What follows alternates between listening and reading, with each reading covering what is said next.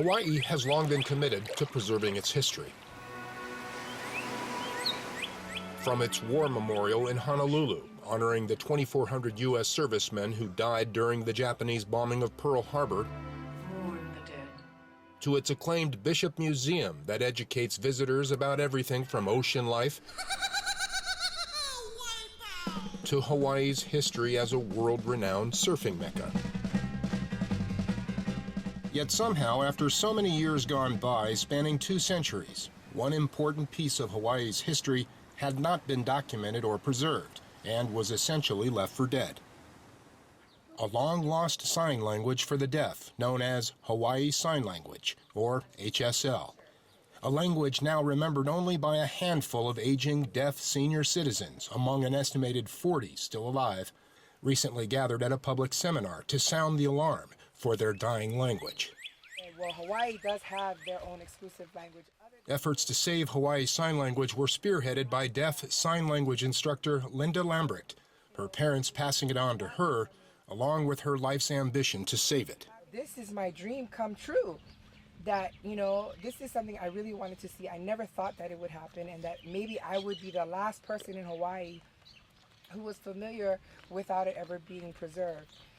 Keep this language alive. Lambrecht enlisted the help of sign language researcher Barbara Earth, who is credited with finding this key piece of evidence of HSL's existence, a letter penned from Hawaii in 1821 by missionary Hiram Bingham to his friend Thomas Hopkins Gallaudet, indicating that a unique sign language was being used here on the island. Hawaii Sign was then verified as a unique and legitimate language by renowned international linguist James Woodward, the co-director of deaf studies at the Chinese University of Hong Kong. Woodward says HSL is just one of thousands of languages, signed or spoken, on the verge of vanishing. And so it's kind of a wake-up call to us to do something about it. Worldwide, researchers say there are approximately 7,000 languages, most of them spoken languages, and that half of these will be extinct by 2050, and as many as 90% of them could vanish by the end of the century.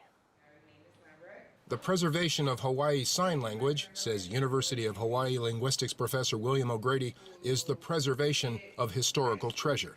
Each language provides those valuable clues as to the nature of human cognition, how the human language faculty works.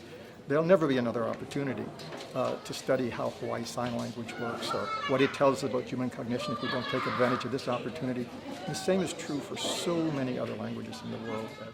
For 92-year-old Hawaiian signer Betty Tetsuda come tears of happiness that her language may live on. You feel happy, sad. Why are you happy? Because we all remember what you said.